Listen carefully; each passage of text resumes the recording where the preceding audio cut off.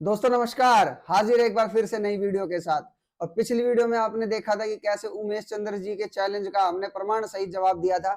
और उस वीडियो को देखने के बाद उमेश चंद्र जी ने फिर से एक वीडियो अपने चैनल पर अपलोड करी है, जिसका आज हम काउंटर करने वाले हैं दोस्तों। लेकिन उससे पहले हम आपको फिर भी बता देते हैं कि उमेश चंद्र जी ने फिर से अपनी जो आज या कल जो वीडियो अपलोड करी है उसमें उन्होंने फिर से वही मनगढ़ंत बातें बनाई। लेकिन उस मनगढ़ंत बातों के चलते वो ये भूल गए कि जब हम उनकी हर बात का प्रमाण रखते हैं तो आज, और जब उस वीडियो में उन्होंने फिर से जो भागवत के अंदर की जो कुछ बातें बताई कि सकंद में पहले से ये लिखा है, आज वर्तमान में आप देख रहे हो, जो कि हम अभी आपको इस वीडियो में दिखाएंगे दोस्तों। और साथ में साथ उनके सारे अज्ञान का फिर से पर्दाफाश करेंगे, क्योंकि हमने आपको पिछली वीडियो में भी बताया था कि जब इन जैसे कथावाचकों के पास प्रसिद्धि पाने का कोई रास्ता नहीं होता तो उनको एक ट्रेंडिंग टॉपिक चाहिए होता है। और ट्रेंडिंग टॉपिक अभी संत रामपाल जी महाराज जी के अलावा कुछ भी नहीं है दोस्तों, आध्यात्म ज्ञान को लेकर। तो इन्होंने जल्दबाजी में संत रामपाल जी महाराज जी पर वीडियो तो बना ली, लेकिन ये भूल गए कि संत रामपाल जी महाराज जी और उनके शिष्य बिना किसी प्रमाण के कोई भी बात नहीं करते। जबकि इनकी आप वीडियो देखो, इन्होंने अभी तक 2 या 3 वीडियो ये डाल चुके हैं संत रामपाल जी महाराज जी के ऊपर और उनके अनुयायियों के ऊपर, लेकिन फिर भी इन्होंने अभी तक कोई भी सदगण से प्रमाण खोल कर नहीं दिखाए। बस वही अपनी मनगढ़ंत बातें, मीठी मीठी बातें, लोगों को घुमाना और भ्रमित करना, इसके अलावा इन्होंने कुछ नहीं किया। तो इन्होंने जो कल वीडियो अपलोड करी है, आज उसका हम काउंटर करने वाले हैं, एक एक बात का उनको प्रमाण सहित जवाब देने वाले हैं दोस्तों। तो बने रहे वीडियो में अंत तक। और वीडियो अगर आपको पसंद आए तो लाइक करना, चैनल को सब्सक्राइब करना दोस्तों। और हमारा उद्देश्य किसी की भावनाओं को ठेस पहुंचाने का नहीं है, हमारा उद्देश्य है जनता तक सच्चाई पहुंचाने का, जो कि ये कथावाचक और इन जैसे अन्य कथावाचक भी कभी समाज को नहीं दिखाते। ये भागवत कथा करते हैं दोस्तों, लेकिन भागवत कथा में जो छुपी हुई सच्चाई है वो कभी जनता के सामने नहीं उजागर करने वाले और ना ही ये कर सकते। लेकिन आज हम आपको उसी भागवत कथा से ही जो वास्तविक सच्चाई है वो दिखाएंगे। पहले हम सुन लेते हैं उमेश चंद्र जी के विचार। वर्तमान में दृष्टिपात करके देखें, जो कुछ आप लोगों को दिखाई दे रहा है, चाहे वह राजाओं का शासन हो, चाहे प्रजा का रहना हो, चाहे समाज की व्यवस्था हो, जो जिस दौर में गुजर रहा है, जैसा जो कर रहा है, जो वातावरण आप लोगों को दिखाई दे रहा है, प्रकृति के साथ जो कुछ भी खिलवाड़ किया जा रहा है, ये संपूर्ण चरित्र इस 12 स्कंध में पहले ही लिख दिया गया है। राजा कैसे होंगे, प्रजा कैसी होगी, राजा लोग किस किस प्रकार का कार्य करेंगे, वो सब कुछ विस्तार से लिखा है। हाजी शास्त्री जी, आपने प्रजा और राजा के बारे में तो बता दिया, अब ये भी तो बताओ अपने दर्शकों को कि उसी भागवत में आप जैसे ब्राह्मणों के, आप जैसे कथावाचकों के बारे में भी तो लिखा है। क्या लिखा है? अगर आप नहीं दिखा सकते तो हम दिखाते हैं दोस्तों, आइए। तो दोस्तों ये है श्रीमद् भागवत सुधा सागर अध्याय 1 प्रश्न नंबर 2, जिसमें बिल्कुल स्पष्ट अक्षरों में लिखा है कि ब्राह्मण लोग पैसा लेकर वेदों को पढ़ाते हैं। तो दोस्तों जाहिर सी बात है, पैसा लेकर वेद पढ़ाए जा रहे हैं तो कहां से वेदों का सार समझ में आएगा। हम आपको अब आगे इसी श्रीमद् भागवत सुधा सागर से प्रश्न नंबर 4 और अध्याय नंबर 2 में दिखाएंगे दोस्तों वास्तविक सच्चाई इन जैसे कथावाचकों की, जो इसी भागवत में लिखी हुई है, लेकिन ये समाज को नहीं बताएंगे। इन्होंने समाज को झूठ बोलने का ठेका ले रखा है, इन्होंने समाज में झूठ बोलने का ठेका ले रखा है। अभी इन्होंने प्रजा की तो बात कर ली, राजाओं की बात कर ली कि कलयुग में जो जैसा कर रहा है, ये है वो है, सारे आचरणों की बात कर ली, लेकिन अपने बारे में कौन बताएगा। ये सुधा सागर भागवत आप जैसे झूठ बोलने वालों की तो पोल खोल रही है। श्रीमद् भागवत सुधा सागर अध्याय 2 और प्रश्न नंबर 4 पर बिल्कुल स्पष्ट लिखा है, ब्राह्मण केवल अन्न धन आदि के लोभवश घर घर एवं जन जन को भागवत की कथा सुनाने लगे हैं, इसलिए कथा का सार चला गया।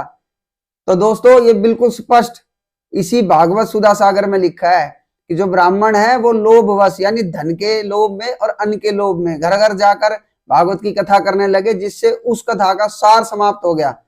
अब सार कैसे समाप्त हो गया दोस्तों, आज वर्तमान में आप देख ही रहे हो, कथा करने वाला पैसा दे के कथा करवा रहा है और कथा करने वाले पैसा लेके कथा करवा रहे हैं। जबकि इस भागवत कथा करवाने का जो मूल उद्देश्य होता है, जो मूल सार होता है, वो लगता है शास्त्री जी भी भूल गए हैं। क्योंकि इस सुधा सागर यानी इस भागवत की कथा राजा परीक्षित को सुखदेव ऋषि जी ने सुनाई थी। और क्यों सुनाई थी? क्योंकि 7 दिन बाद उनकी मौत तय थी और उस 7 दिन से पहले उनको यानी परीक्षित राजा का जो मोह था इस संसार से दूर करना था और उनको स्वर्ग पहुंचाना था। ये उद्देश्य था इस भागवत को सुनाने का सुखदेव ऋषि द्वारा। और पूर्ण अधिकारी के सुनने से ही लाभ होता है दोस्तों। ये इस प्रकरण से भी प्रमाणित हो जाता है कि जो पैसा देकर वेद पढ़ाते हैं तो वेदों का सार समाप्त हो जाता है। जो ब्राह्मण पैसा लेकर ये कथा करते हैं जैसे कि ये शास्त्री जी कर रहे हैं अभी समाज को, और साथ में भ्रमित भी कर रहे हैं। कथा तो गई साइड में, लोगों को भ्रमित करना और चालू कर दिया इन्होंने। राजा प्रजा का बखान कर रहे हैं, अपने बारे में बता नहीं रहे कि इसी ग्रंथ में क्या लिखा है उनके बारे में। और ये बात करने आए संत रामपाल जी महाराज जी के ऊपर। कम से कम करनी और कथनी को तो एक करके चलो शास्त्री जी। कब तक समाज को झूठ बोलकर आप बरगलाते रहोगे? और समाज नहीं बरगला, समाज तो आज शिक्षित है, अपने आप पढ़ लेंगे सारे शास्त्रों में। और आप लोगों जैसे जो आप जैसे लोग समाज को झूठ परोस रहे हो उसकी भी सच्चाई सामने आ जाएगी अपने आप ही। तो कम से कम अपनी कथनी और करनी में तो अंतर मत करो। तो दोस्तों ये है ऐसे कथावाचकों की सच्चाई जो अपनी करनी को तो छुपा रहे हैं और समाज की करनी को समाज को ही बता रहे हैं। तो ये है सच्चाई। जो पैसा लेकर कथा कर रहे हैं, अब उस कथा का सार कहाँ रहा? और जो इस भागवत का जो सार है इसका मूल अर्थ भी ये नहीं समझ पाए। राजा परीक्षित को ये 7 दिन की कथा सुनाई गई थी ऋषि जो कि सुखदेव जी ऋषि थे उनके द्वारा।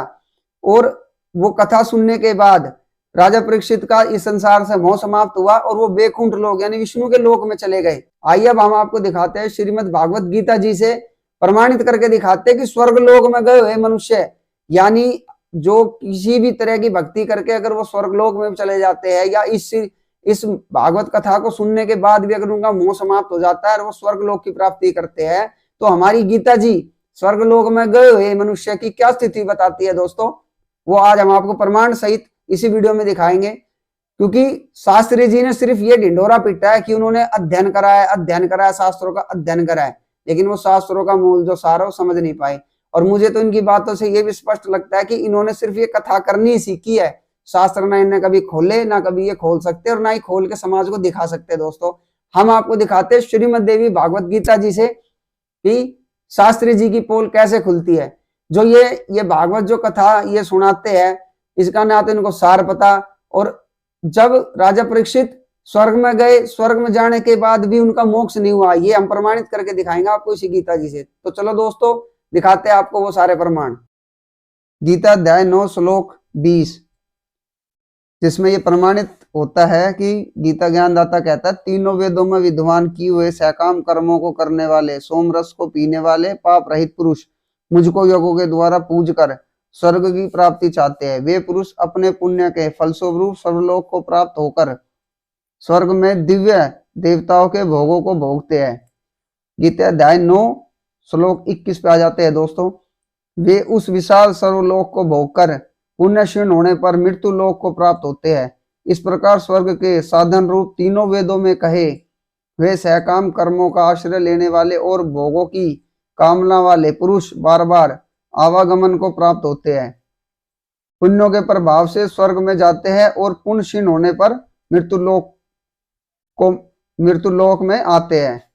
तो दोस्तों गीता जी के इन 2 श्लोकों से ये प्रमाणित हो जाता है कि स्वर्ग में गए हुए मनुष्य भी अपने पुण्यों के बल पर स्वर्गलोक की प्राप्ति करते हैं और फिर पुण्य समाप्त होने के बाद दोबारा से मृत्यु लोक में आते हैं, यानी उनका बार बार जन्म होता है। तो इस प्रमाण से ये चीज भी साबित हो जाती है दोस्तों कि राजा परीक्षित भी अपने पुण्य को भोगने के बाद स्वर्गलोक से वापस आते हैं, जिसका प्रमाण पवित्र गीता जी में भी हमने आपको दिखाया। और साथ ही हम आपको एक प्रमाण और दिखाते हैं दोस्तों, जिसका प्रमाण पवित्र गीता जी में भी मिलता है दोस्तों। गीता अध्याय 8 श्लोक 16 जिसमें लिखा है कि अर्जुन ब्रह्मलोक पर्यंत सब लोग पुनरावृत्ति में है, यानी ब्रह्मलोक से लेकर जितने भी लोग हैं सब पुनरावृत्ति में आते हैं दोस्तों, यानी उनमें गए हुए सभी साधक पुनरावृत्ति में आते हैं। तो दोस्तों अब सवाल ये उठता है कि मनुष्य का पूर्ण मोक्ष फिर किस विधि से होगा, किस साधना से होगा, किस भक्ति से होगा। उसके लिए श्रीमद् भागवत गीता जी में प्रमाण मिलता है गीता अध्याय 4 श्लोक 34 में, जिसमें गीता ज्ञानदाता अर्जुन को कहता है कि अर्जुन तू उस ज्ञान के लिए तत्वदर्शी संत की शरण में जा, कपट भाव छोड़कर उनको दंडवत प्रणाम करके नम्रता से उनसे प्रश्न पूछने पर वो तत्व ज्ञानी जो परमात्मा को तत्व से जानते हैं वो तुम्हें उस तत्व का ज्ञान करेगा। तो दोस्तों आज वर्तमान में संत रामपाल जी महाराज जी ही वो पूर्ण संत है, पूर्ण तत्वदर्शी संत है जो इस धरती पे आए हुए हैं समाज के उत्थान के लिए। और ऐसे ऐसे कथावाचक, उमेश चंद्र जी जैसे कथावाचक जो संत रामपाल जी महाराज जी के ज्ञान को अज्ञान साबित करने की कुचेष्टा कर रहे हैं और अपना ही स्वयं पर्दाफाश करवा रहे हैं, क्योंकि उनको स्वयं अपने सदग्रंथों का ज्ञान नहीं है। दोस्तों समाज को बरगलाने का काम उमेश चंद्र शास्त्री जैसे लोग कर रहे हैं समाज में, जिनका पूरा चिट्ठा आज हम इस वीडियो में खोलने वाले हैं। भगवान की पूजा, देव प्रतिष्ठा, घरों में देवता पितृ ऋषियों का तर्पण पूजन कैसे किया जाएगा, ये सब कलयुग के आने पर सब धीरे धीरे समाप्त हो जाएंगे। लोग किसी की एक बार भी सुनने का प्रयास नहीं करेंगे। सबके अपने अपने राग और अपने अपने अनुसार ही कार्य होंगे। कहने का तात्पर्य अपनी अपनी डफली और अपने अपने राग जो अलापेगा वही आज सबसे बड़ा सिद्ध माना जाएगा। जी शास्त्री जी, जैसे आप अपना राग गाए जा रहे हो, अपनी डबली बजाए जा रहे हो, ये बातें आपके ऊपर ही लागू हो रही है, क्योंकि ना आप कोई शास्त्र दिखा रहे हो, ना आप कोई शास्त्र प्रमाणित बात कर रहे हो, बस अपनी डबली अपना राग बजा रहे हो और जनता को भ्रमित कर रहे हो। पवित्र गीता जी खुद ही आपकी बातों का सारा खंडन कर रही है। कलयुग में देवताओं को कैसे पूजते हैं, पितरों को कैसे पूजते हैं, ये समाप्त नहीं होगा। ये गीता जी में पहले से ही मना किया हुआ है। गीता अध्याय 9 श्लोक 25 में, गीता अध्याय 9 श्लोक 25 में स्वयं गीता ज्ञानदाता कहता है कि भूत पूजने वाले भूत बनेंगे, पितर पूजने वाले पितरों को प्राप्त होंगे, देवताओं की पूजा करने वाले देवताओं को प्राप्त होंगे। तो कौन ऐसा मूर्ख होगा जो इनको पूज कर भूत बनना चाहेगा, पितर बनना चाहेगा, देवता बनना चाहेगा, जबकि आप लोगों के द्वारा ही समाज में ये भ्रामता फैलाई जाती है कि भाई आपके पितर स्वर्ग में भूखे हैं, उनको दान करो, पितरों को लिए कुछ मतलब खाना अर्पित करो, कुछ भोजन अर्पित करो। अरे भाई वो पितर तो स्वर्ग में बैठे हैं, देवता स्वर्ग में बैठे हैं, वो भूखे कैसे मर सकते हैं? स्वर्ग में सबसे पहली बात सोचने वाली बात है कि स्वर्ग में क्या खाने पीने का भी अभाव है? यहाँ से भी आपके अज्ञान का साफ साफ परिचय मिलता है शास्त्री जी कि आपको वास्तव में अपने शास्त्रों का ज्ञान नहीं है।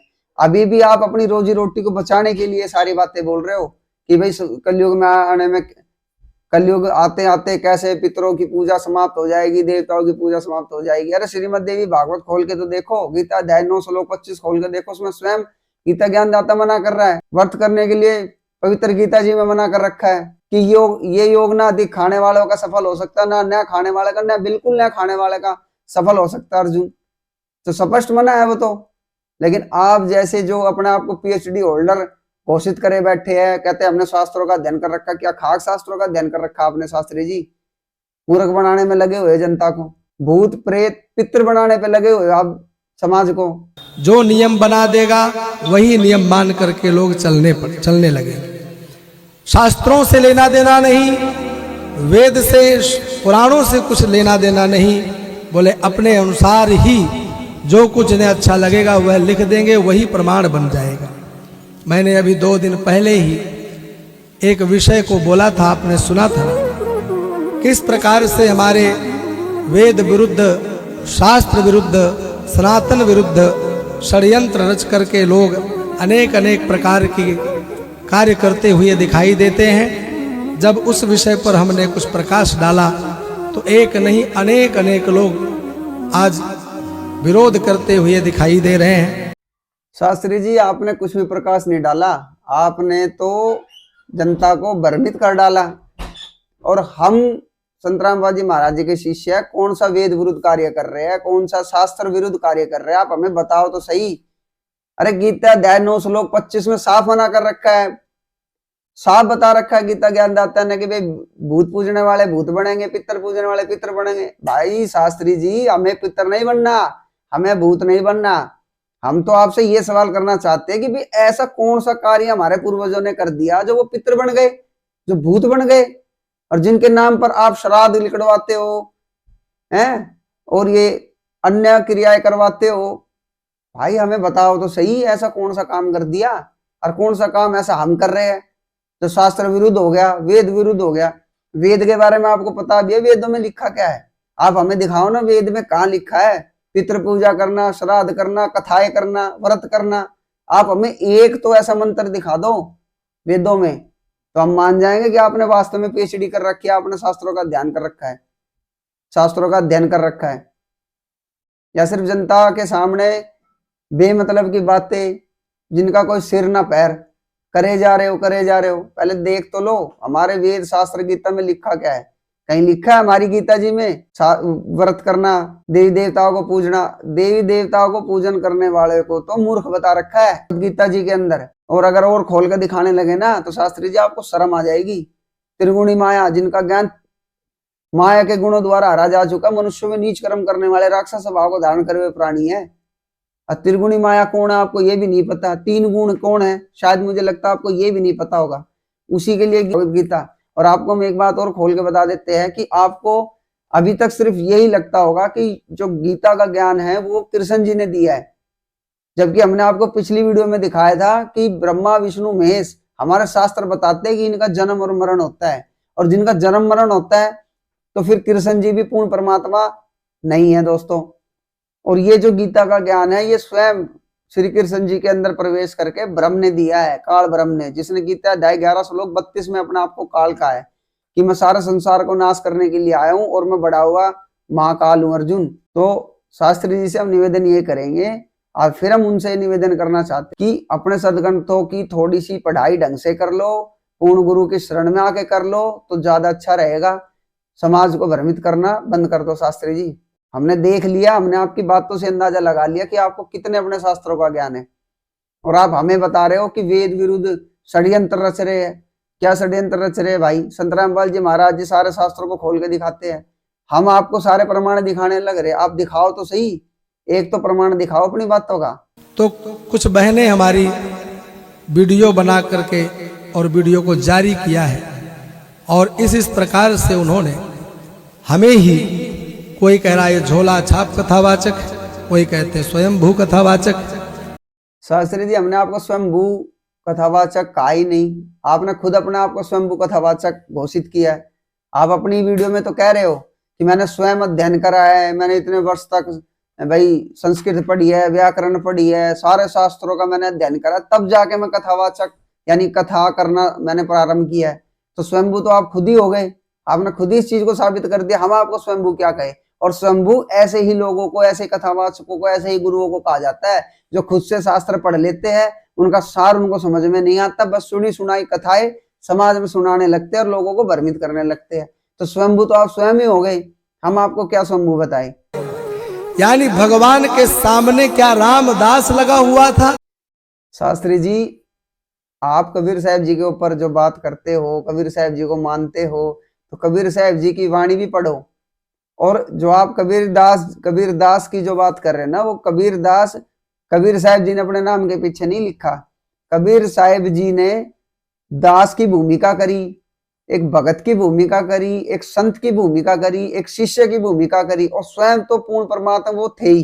कबीर साहब जी ने अनेकानेक लीलाएं करी है अपने 120 वर्ष के इस लीला रूपी सफर में।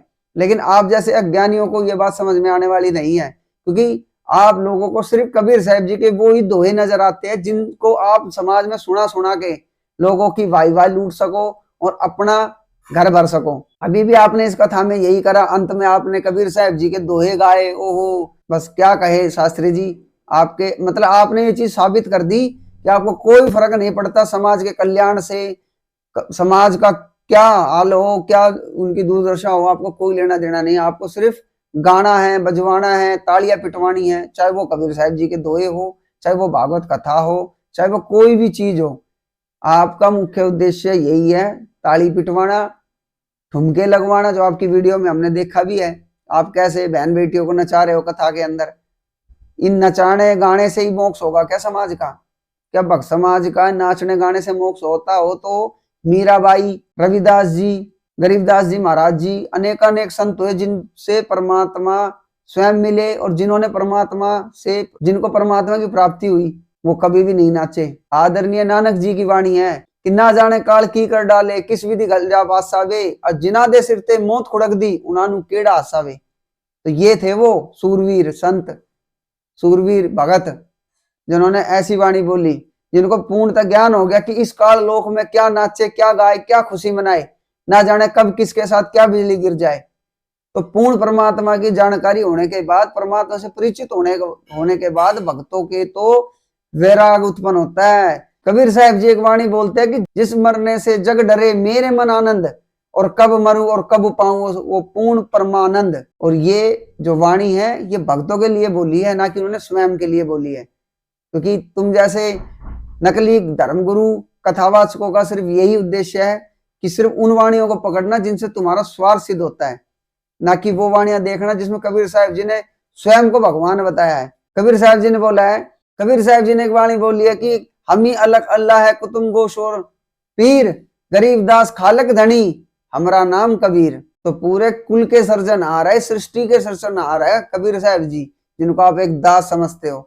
अरे दास की तो उन्होंने भूमिका हम जैसे भक्तों के लिए करके दिखाई कि दास बनकर रहोगे तभी मोक्ष होगा, तभी आपको परमात्मा आप पर राजी होगा, आप पे प्रसन्न होगा और आपका मोक्ष होगा। तो ऐसी ऐसी अनेकों भूमिका करी, ऐसी ऐसी अनेकों लीलाएं करी, लेकिन आप जैसे कथावाचकों को ये चीजें समझ में आने वाली नहीं है शास्त्री जी। तो आपसे हमारा पुनः निवेदन है कि समाज को भ्रमित ना करें। अगर आपको पूर्णतः सच्चाई का ना पता हो तो समाज में झूठ ना परोसे अपनी रोजी रोटी के लिए। तो दोस्तों आज की वीडियो में सिर्फ इतना ही, और आगे हम और भी वीडियो प्रमाण सहित आपके सामने पेश करेंगे, जिससे आप स्वयं इस बात का अंदाजा लगा सकते हैं कि शास्त्री जी कितने बड़े पीएचडी होल्डर है, कितने बड़े वो शास्त्रों के ज्ञाता है। और ऐसे ही जो कथावाचक या जो भी लोग संत रामपाल जी महाराज जी का विरोध करते हैं, जिन्हें खुद को अपने शास्त्रों का ज्ञान नहीं, उनकी पोल हम ऐसे ही खोलते रहेंगे दोस्तों। ऐसी ही प्रमाणित वीडियो देखने के लिए हमारे चैनल से जुड़े रहे दोस्तों। अमरवाणी बोध यूट्यूब चैनल। वीडियो पसंद आई तो लाइक करना, चैनल को सब्सक्राइब करना दोस्तों। अभी ये वीडियो समाप्त नहीं हुई है, इसके आगे भी पार्ट हम लेके आएंगे, शास्त्री जी के ज्ञान का पूर्णतः और अच्छी तरह से खुलासा करेंगे दोस्तों। तब तक के लिए धन्यवाद।